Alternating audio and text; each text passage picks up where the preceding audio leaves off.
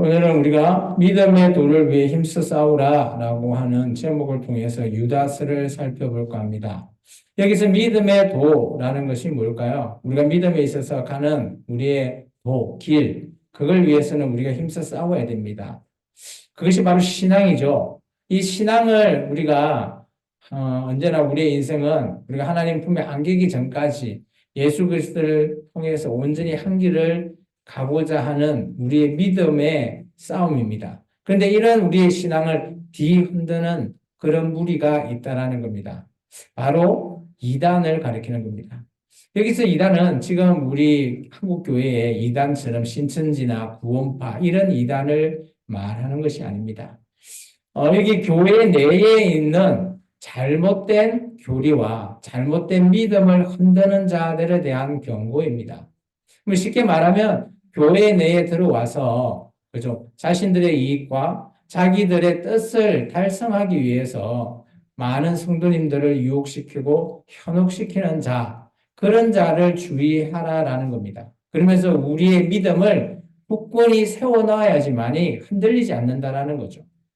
우리는 어떤 자들에게도 흔들릴 수 있습니다. 근데 흔들리지 않기 위해서는 우리의 믿음이 성장돼야 되고요. 하나님의 귀한 말씀이 올바르게 깨달아지고 그 말씀을 아는 지식, 또 그 말씀을 통해서 정말 흔들리지 않는 믿음, 기도, 그것을 통해서 우리가 한결같이 하나님의 길을 갈 수 있으리라 봅니다. 근데 이런 우리의 길을 누군가는 흔들고 있다는 거죠. 그것도 교회 내에서 흔든다라고 가정한다면 어떻겠습니까?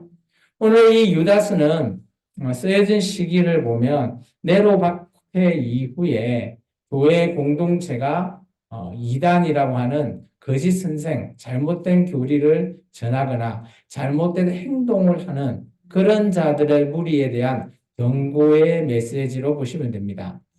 오늘 유다스를 잠깐 앞에 화면을 같이 보실까요? 유다스의 키워드는 크게 두 가지입니다. 교회 내에 거짓, 선생, 잘못된 것을 가리키는 자를 경계해라는 겁니다. 두 번째, 그러면 우리가 어떻게 살아가야 되냐? 그런 잘못된 선생의 그런 거짓, 그런 말씀을 우리가 올바르게 믿음으로써 또 말씀을 올바르게 이해함으로써 성도답게 살자라는 거예요. 이게 극과 극이죠. 그죠? 그거에 거짓 선생에 유혹되어 버리면 그쪽으로 빠져버리는 거죠. 근데 그렇게 살면 안 된다라는 거예요. 우리는 성도답게 살자라는 거예요. 우리 1번과 2번이 있습니다. 같이 한번 읽어볼까요? 예수님은 남의 이들의 거짓 선생에게 속지 않고 주님의 사람답게 사는 삶을 이어가는 것을 바라신다. 2번요. 유다가 환란 후 생존자들에게 편지를 보내어 이단을 대적하고 성도답게 살자고 권면했다라는 거죠. 네로 박해 이후에 기독교인들이 많이 흔들렸습니다. 지금 우리하고는 좀 다른 상황이죠. 그런 환경을 먼저 생각해 두고 오늘 이 말씀을 보자라는 거죠. 여기서 말하는 이단은 지금 신천지들의 교리나 이런 교리를 얘기하는 것이 절대 아니에요. 우리가 지난 시간에 히브리서를 통해서 박해 동안 그죠? 다시 유대교로 돌아가는 자를 위해서 그렇게 하지 말라라고 예수님이 이런 분이시다라는 것을 가르쳐 줬잖아요. 그런 상황에 박해를 받고 또 너무 가난하고 핍박을 받고 먹을 거 없고 이러다 보니까 교회 내에서도 막 흔들린다라는 거죠. 나중에 보면 어떤 자는 자기 배를 채우는 그런 목자래요. 그렇다면 자기 이익을 통해서 있는 성도들의 모든 그죠? 그것을 다 빼먹는 그런 사람을 거짓 선생이라고 합니다. 그런데 성도라면 마땅히 그렇게 하면 안 되는 거죠. 성도라면 마땅히 성도답게 제대로 살아가자라고 하는 말이 바로 유다서가 전하는 메시지입니다. 유다서의 메시지의 특성을 좀 보면 한 네 가지 정도입니다. 여기는 이 당시에 베드로 후서에 나와 있는 이단과 오늘 유다서에 나오는 이 이단 경계가 너무 비슷합니다. 여기서 말하는 이단은 아까 얘기했지만 신천지 같은 이단이 아니라 잘못된 내용을 전하고 있는 교회 내에 들어와 있는 이단을 가리킵니다. 그거에 대한 표현들을 나중에 베드로 후서와 한번 읽어보면 유사하다라는 것을 알 수 있습니다. 좀 이따 말씀을 읽을 때 베드로 후서의 말씀과 비교하는 것을 제가 말해 드릴게요. 그리고 두 번째는 저자입니다. 여기 유다라는 것은 두 가지 설이 있습니다. 첫 번째는 예수님 동생 유다, 아니면 예수님 때 함께했던 가롯 유다 말고 또 다른 유다가 있었습니다. 그 유다, 두 명 중에 한 명이다라고 보통 얘기하고 있죠. 그런데 대부분 학자들은 예수님의 동생, 야고보의 동생 유다로 보통 그렇게 말하고 있습니다.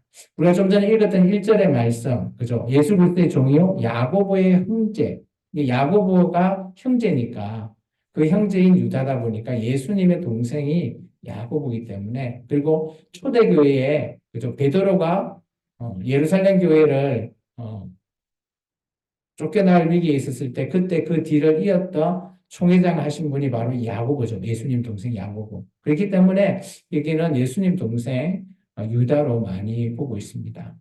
그리고 여기에서 이제 요한계시록이 이제 점점점 가까워지죠. 이게 박해를 받고 또 요한계시록이 AD 90년인데 여기 쓰여진 시기는 AD 50년에서 90년 사이에 쓰여진 걸로 보통 얘기합니다. 그러다 보니까 교회 내에 영지주의가 들어와 있는 거죠. 영지주의는 그때도 제가 설명을 좀 드렸지만, 그죠? 영과 육이 이게 나눠질 때 우리가 영은 이데아로 가고 육은 영을 하고 있는 감옥이다라는 그런 헬라 철학을 입각한 그런 겁니다. 그래서 육은 더러운 것, 영은 깨끗한 것 이렇게 인식하는 거거든요. 근데 그렇지 않다라는 거예요. 예수님 부활하실 때 영과 육이 하나가 되어서 부활하셨듯이 우리도 나중에 영과 육이 함께 부활한다는 사실을 통해서 보면 영지주의는 이단이라는 것입니다. 그리고 세 번째, 나중에 22절과 23절을 읽어볼 텐데, 여기서는 성도가 마땅히 해야 될 바른 생활에 대해서 이야기하고 있습니다. 이렇게 실천함으로 말미암아 이단을 이기자라는 것을 말하고 있죠. 그러면 여기서 우리가 좀 전에 읽을 때 가만히 들어온 자라고 있었거든요. 이 가만히 들어온 자에 대한 것이 여러 가지가 표시가 되어 있습니다. 이제 보시면 1장 4절의 말씀 우리가 좀 전에 읽었거든요. 이는 가만히 들어온 사람 몇이 있습니다. 그들은 예적부터 이 판결을 받기로 미리 기록된 자래요. 그 자들이 뭐냐? 첫 번째, 그죠? 경건하지 않는 자입니다. 두 번째, 그죠? 그들이 하나님의 은혜를 도리어 방탕하게, 그게 색욕거리로 만드는 자라는 거죠. 세 번째는 우리 주 예수 그리스도를 부인하는 자. 이런 자들이 가만히 들어온 이단이라는 거죠. 그럼 지금 우리하고 따지고 보면 교회 내에 교회를 잘 다니고 있지만 예수님을 부인하고 이런 자는 당연히 이단에 포함되는 거죠.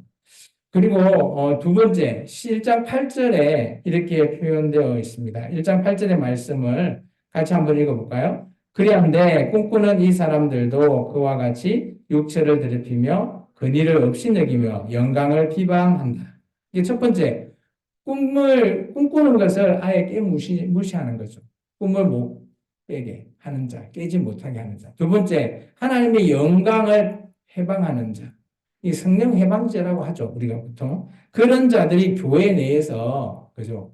얘기하는 거죠. 우리는 하나님의 뜻대로, 예수님 뜻대로 꿈을 꾸면서, 그죠? 이렇게 해야 되는데, 이들은 그거 아니다라고 잘못된 교리를 가르치고 있다는 겁니다. 세 번째는 예를 데리고 왔습니다. 예를 가지고 왔는데 11절에 보면 세 명의 구약 성경의 예를 가지고 왔죠. 같이 한번 읽어보겠습니다. 활설진저 이 사람들이여 가인의 길에 행하였으며 삭슬 위하여 발람의 걸음질로 몰려갔으며 고라의 폐역을 따라 멸망을 받았다. 첫 번째 가인은 어떤 사람입니까? 동생을 죽인 살인자잖아요. 어떻게 보면 자기의 그죠?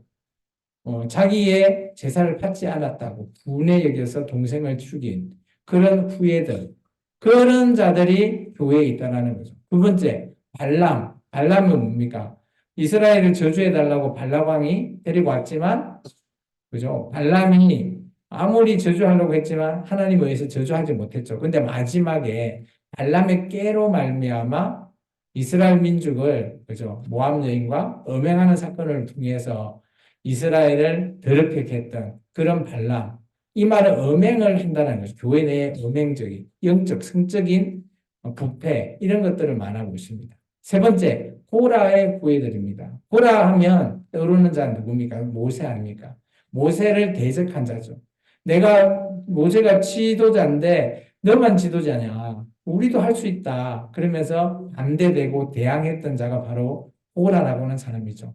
고라와 다단과 아비람이 어때요? 모세를 반대하고 모세와 대등하게 대적했죠. 결국은 그들은 그저 지진이 나서 다 죽어버렸죠. 그렇게 그 말처럼 교회 내에서도 목회자를 대응하고 대적하는 그런 자들을 얘기하고 있다는 겁니다. 그리고 세 번째 12절이 있습니다. 1장 12절 같이 읽을까요? 그들은 기탄 없이 너희와 함께 먹으니 너희의 애찬에 암초요 자기 몸만 기르는 목자요 바람에 물려가는 물 없는 구름이요 죽고 또 죽어 뿌리까지 뽑힌 열매 없는 가을 나무요. 그러니까 이들 가만히 들어온 자들의 행동을 보여주는 겁니다. 12절은. 애찬이라고 하는 것은 그 당시 저희도 주일 예배 드리고 나면 뭘 먹죠? 점심 식사를 하잖아요. 이 당시에 초대교회도 저녁에 이제 그들은 저녁 6시부터 예배를 시작하니까 아마 저녁을 먹습니다. 그걸 아가페라고 하는 애찬이에요. 그 애찬에, 그죠? 돌 같은 자라는 거죠. 밥 먹다가 씹힌 돌이라는 거죠. 그런 가만히 들어온 자가 그런 자 같은 모습. 이게 우리가 밥 먹다가 씹히면 어때요? 다 뱉어버려야 되잖아요. 먹지 못하죠. 그런 자가 바로 교회 내에 있는 이단을 가리키는 겁니다. 두 번째, 자기 몸을 위하는 목자라는 거죠. 이게 자기 이익을 통해서 교회 내에 있는 모든 자들을 자기 욕심으로 이끌고 가는 그런 지도자를 얘기하는 겁니다. 세 번째, 물이 없는 구름. 구름은 우리가 뭘 바라보죠? 구름이 끼면, 아, 비가 와야 된다. 비 오지 않고 그냥 구름만 끼면 아무짝에 소용이 없잖아요.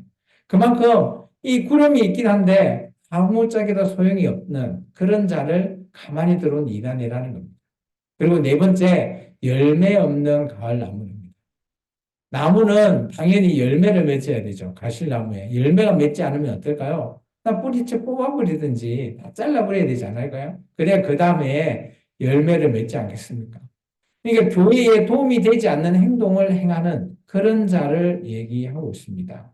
그리고 1장 13절에 이렇게 설명하고 있습니다. 같이 읽겠습니다. 자기 수치의 거품을 뿜는 바다의 거친 물결이요 영원히 예비된 캄캄한 흑암으로 돌아갈 유리하는 별들이라. 여기 유리한다라고 하는 것이 뭔가 하면 뭐 이게 이게 별이니까 별이 유리한다라는 것은 별이 자기의 궤도를 통해서 이렇게 돌아야 되지만 그러지 않고 궤도가 이탈됐다라는 거예요. 이게 우리가 이제 그 학생들은 잘 알겠죠. 지구과학 이런 걸 보면 별이나 우리 지구나 태양계를 보면 늘 똑같은 지점을 이렇게 돌잖아요. 그런 궤도가 있죠. 중력에 의해서. 그런데 이 궤도를 중력을 이탈해 버리면 중력이 없거나 많아지면 이탈되겠죠. 그런 식으로 이들은 마치 교회 내에서 튀는 듯한 그런 별이라는 겁니다. 이런 자들을 오늘 유다는 이단이라고 말하고 있습니다. 그러면서 오늘 유다서를 통해서 그죠? 우리 그렇다면 교회에 있는 성도들은 어떻게 해야 될까? 그것을 오늘 말하고 있습니다. 성도들에게 계속해서 이런 자들 조심해야 된다라고 말하고 있죠. 우리 15절부터 16절까지 같이 한번 읽어볼까요? 이는 무사람을 심판하사 모든 경건하지 않는 자가 경건하지 않게 행한 모든 경건하지 않는 일과 또 경건하지 않는 죄인들의 줄을 거슬려 한 모든 완악한 말로 말미암아 그들을 정죄하려 하심이라 하였으니라. 이 사람들은 원망하는 자며 불만을 토하는 자며 그 종족대로 행하는 자라. 그 입으로 자랑하는 말을 하며 이익을 위하여 아첨하느니라. 이게 오늘 아까 말했듯이 3절 이게 4절부터죠. 1장 4절부터 16절까지는 가만히 교회에 들어와서 교회 공동체를 해방하고 어지럽히게 하는 자입니다.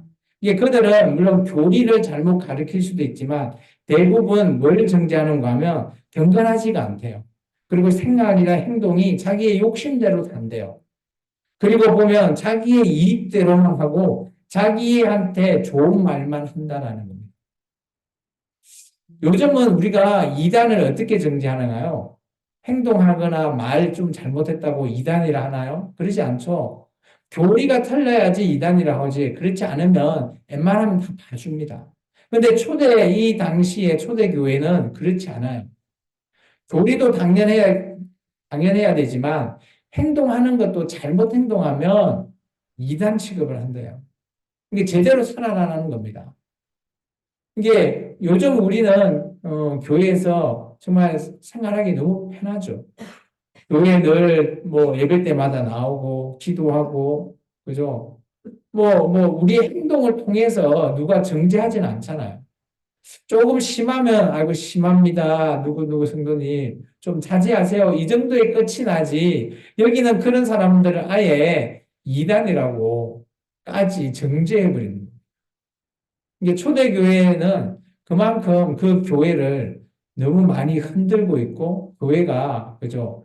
방해받고 있다는 것을 오늘 말씀을 통해서 볼 수 있습니다.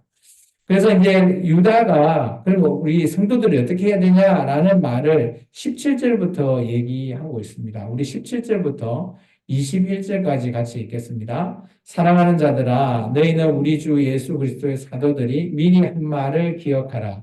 그들이 너에게 말하기를 마지막 때에 자기를 경건하지 않는 정욕대로 행하며 조롱하는 자들이 있으리라 하였나니 이 사람들은 분열을 일으키는 자며 육에 속하는 자며 성령이 없는 자니라. 사랑하는 자들아 너희는 너희의 지극히 거룩한 믿음 위에 자신을 세우며 성령으로 기도하며 하나님 사랑 안에서 자신을 지키며 영생에 이르도록 우리 주 예수 그리스도를 긍휼을 기다리라는 겁니다. 다시 한 번 더 언급하고 있죠. 유다가 18절과 19절을 통해서 5가지 이게 잘 한번 생각해 보십시오. 우리가 교회를 다니는 게 내 욕심으로 나왔다. 그리고 교회에 나와서 누가 좀 안 좋고 뭐 그렇게 보이면 내가 막 조롱하거나 정죄한다. 아니면 교회 사람들의 어떤 의견을 냈을 때 막 분열을 일으키게 하는 그런 의견을 낸다거나 그리고 육에 속한 자라는 게 뭔가 하면 그죠? 하나님의 일을 생각하지 않고 자기의 이익을 통해서 말을 하는 그런 자를 오늘 뭐라고 말합니까? 성령이 없는 자. 오늘 우리가 뭐 말 실수했거나 뭐 얘기해 보면 내 욕심대로 좀 뭘 했다고 했다고 우리가 성령이 없는 자 이렇게 말하면 어떨까요? 우리 교회에 당장 나가서 뭐 우리 교회를 떠나고 다른 교회 가거나 하겠죠. 요즘은 이런 말도 못 합니다. 그런데 잘 보면 이 당시는 이런 말을 거침없이 하는 거예요. 똑바로 그죠? 똑바로 믿음을 세우라는 겁니다. 믿음의 도를 위해서 힘쓰라는 거예요. 그러면서 20절에 이렇게 얘기하잖아요. 너희의 지극히 거룩한 믿음 위에 자기 자신을 세우라는 거예요. 그리고 늘 기도하는데 성령님으로 기도해야 합니다. 우리 안에 계신 성령님을 통해 우리가 기도하고 그리고 하나님을 사랑하는 안에 우리가 우리 자신을 지킬 수 있어야 되고요. 그리고 영생에 이르도록 예수 그리스도의 긍휼하심을 늘 기다려야 된다는 거예요. 내가 잘났다고 잘난 것이 아니라는 거죠. 우리는 예수님 앞에 늘 긍휼함을 기다리면서 받을 준비를 해야 돼요. 예수님이 그죠? 팔복을 얘기하면서 첫 번째가 긍휼에 대해서 얘기하고 있습니다. 가난한 자 그리고 긍휼 얘기하고 있죠. 우리는 늘 이 긍휼함을 기다리는 그런 자가 되어야 되죠. 저는 이 20절과 21절을 통해서 우리가 늘 이렇게 우리 자신을 돌이켜보며 믿음 위에서 기도하고 말씀 보고 긍휼을 기다린다. 우리의 신앙이 이렇게 늘 매일매일 우리가 되돌아보고 한다면 그죠? 절대 누군가의 이게 분열을 일으키는 자도 아닐 거고 절대 우리의 욕심대로 신앙생활을 하는 것도 아닐 거라고 저는 생각합니다. 정말 중요한 말을 얘기하고 있죠. 그러면서 아까 정말 제대로 된 다른 생활에 대해서 22절과 23절을 유다는 꼭 이 말을 우리가 해주기를 원하죠. 한 번 더 읽겠습니다. 22절과 23절입니다. 어떤 의심한 자들을 궁일이 여기라. 또 어떤 자들의 불에서 끌어내어 구원하라. 또 어떤 자를 그 육체로 더럽힌 옷까지 미워하되 두려움으로 궁일이 여기라. 궁을을 얘기합니다. 어떤 사람은 의심해도 그들을 궁일이 여기면서 교회에 다시 한 번 더 잘 정립할 수 있게끔, 지도할 수 있게끔 하고요. 또 어떤 자들은 불에서 끌어내라는 것이, 불났을 때 끌어내는 그 구원은 당연하지만 여기서 말하는 불이라는 건 지옥불이죠. 그런데 이단에 빠져, 정말 이단에 빠지거나 하나님 예수 그리스도를 부인하는 그런 자들을 끌어내어라 라는 거죠. 저는 이 부분은 오늘날 신천지에 빠진 자들을, 자기 자식이 신천지에 빠졌다면 충분히 이게 23절처럼, 그죠? 물에서 들어있으니까 충분히 끌어내어 구원을 해야 된다고 저는 봅니다. 자기 자식이라면 언젠가는 그 자식을 위해서 기도하면서 이렇게 끌어내서 구원할 수 있는 그런 풍요를. 그리고 마지막 세 번째는, 그죠? 육체에 더럽히는 옷까지도 미워하되 두려움으로 긍휼히 여기라 라고 나오죠. 이 의미가 어떤 의미일까요? 그죠? 그런 이런 이단들을 위해서도, 교회에서 우리를 흩트는 그런 자들을 위해서도 긍휼함을 오늘 여기라라는 겁니다. 하나님도 우리를 긍휼함을 여기게, 우리가 긍휼함을 받기 위해서 기다리듯이 우리 또한 우리 공동체 이런들을 긍휼히 여기라는 거예요. 사람은 누구나 잘 할 수 있는 게 아니에요. 때로는 잘할 수 있지만 때로는 못할 수도 있어요. 그럴 때 우리가 긍휼히 여겨야 된다라는 거예요. 불쌍히 여기는 게 아니에요. 긍휼은 그 사람을 위해서 기도하고 그 사람의 올바른 길을 가기 위해서 도와줘라는 겁니다. 예수님이 우리에게 긍휼함을 받으라라는 그 말씀처럼 우리가 그 말씀을 나만 받는 게 아니라 우리 공동체 이름도 같이 받자라는 겁니다. 그러면서 24절과 25절로 마무리합니다. 같이 읽겠습니다. 능히 너희를 보아사 그침이 없게 하시고 너희를 그 영광 앞에 흠이 없이 기쁨으로 서게 하실 이 곧 우리 구주 홀로 하나이신 하나님께 우리 주 예수 그리스도로 말미암아 영광과 위엄과 권력과 권세가 영원부터 이제 영원토록 있을지어다. 아멘. 오늘 같으면 축도와 같은 그런 말로 마무리합니다. 하나님이 영광을 위해서 제발 살아달라는 겁니다. 그러면 유다가 강조하는 건 뭘까요? 교회 내에서 좀 어지럽거나 교회 내에서 우리 공동체를 회방하는 존재가 있다면 그래도 그들을 올바른 길로 갈 수 있게끔 좀 제시하면서 좀 타이려서 다른 길을 갈 수 있게끔 좀 하라라는 것이 1차적인 목적이라고 저는 생각되었습니다. 물론 이 당시에는 영지주의에 빠져서 교리적으로 많이 그렇게 구원하지는 못했겠지만 그래도 오늘 교회도 마찬가지로 봐요. 신천지 우리가 교리가 너무 다르니까 그런 자 중에서도 우리의 자녀가 있다면 그들을 긍휼히 여기면서 기도하고 끝까지 그들을 포기하지 않는 부모가 되어야 되지 않겠습니까? 오늘 그런 의미로 유다가 우리에게 말하고 있어요. 우리와 뜻이 다르고 우리가 말하는 이단이라고 하는 그런 자들을 너희가 경계는 하되 그들을 긍휼히 여기고 네가 성도답게 바르게 믿음의 도로서 힘써 싸우면서 나아가라라고 하는 것이 오늘 유다스가 말하고 있는 유다의 메시지입니다. 오늘 이 말을 읽고 마칠까요? 같이 읽겠습니다. 유다스는 이단에 대한 경계를 강조합니다. 그러므로 성도들은 성경을 깊이 이해하고 그리스도를 인정하며 자신의 믿음을 지키고 올바른 믿음을 유지하여 주님의 사랑을 실천해야 합니다. 오늘 그런 우리 생명나무 성도들 다 될 수 있게끔 오늘 늘 기도하시고 믿음 위에 바로 서는 저와 여러분 되기를 주의 이름으로 축원합니다. 기도하겠습니다. 사랑해 주님